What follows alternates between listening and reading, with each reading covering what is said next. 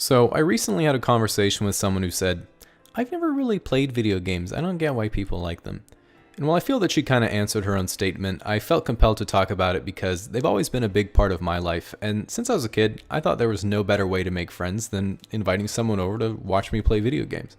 Now, if we go way back, one of my first gaming experiences was when I was about 4 years old, and my dad gave me a Nintendo 64. And what made me really fall in love with Nintendo was how they made me feel like I was something I could never be in real life.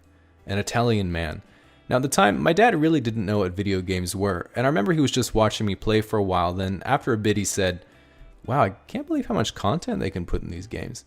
Then a year or two later, when I was still playing the same game, he seemed to think something might be wrong and asked if I wanted some help.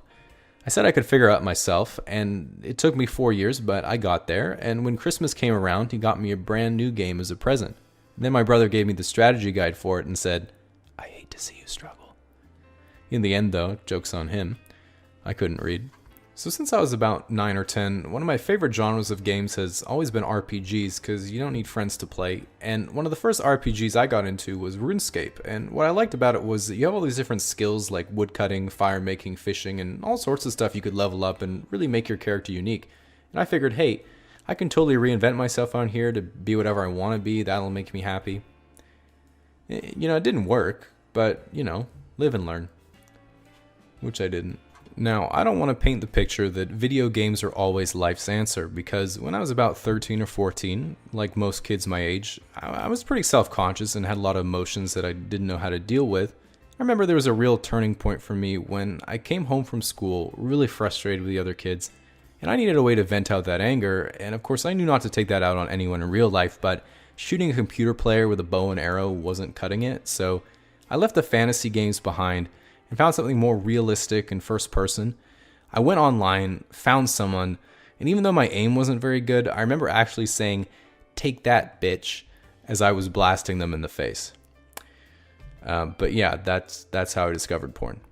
So after working through my emotions in FPS, one of the best years of my life was when I was about 14 or 15, and everyone was really excited about StarCraft. Like most real-time strategy games, StarCraft was pretty brutal because you can never relax. Not only are you always doing something in the game, you're always trying to improve your level of play by practicing outside the game. And every day when I came home from school, all my friends would be in a Skype call discussing our replays and how to get better. And being one of the first big esports, I thought, I want to be really good. So I played it about 6 hours a day for over a year, to the point my life practically revolved around the game. And eventually, after putting in a few thousand hours, I got to the point I was very briefly one of the top 10 on the ladder and got to play with some of the guys that I idolized. Unfortunately, that didn't last too long, and I was never quite good enough to go to tournaments and make money, but after I left the game, it was the first time I didn't regret any of the time I'd lost, because I truly achieved a goal that I set for myself, and I realized that if it weren't for that experience, I would have missed some of the most valuable lessons I've ever learned.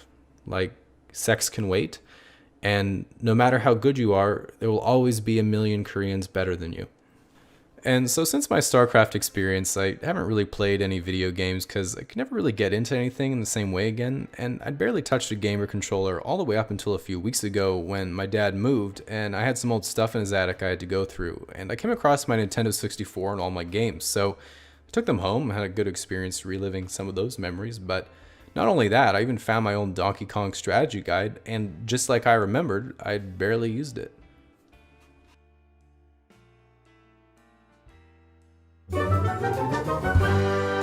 So before I go reminisce on better times, recently I've been building the website casuallyexplained.com with Squarespace, and it would make me very happy if you go check it out and let me know what you'd like to see there besides videos and merch. I was thinking of having an MS Paint competition.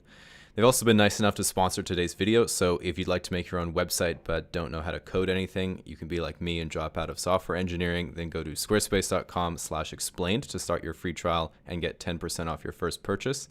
And if you have a problem, like with the website, they have 24/7, 365-day support.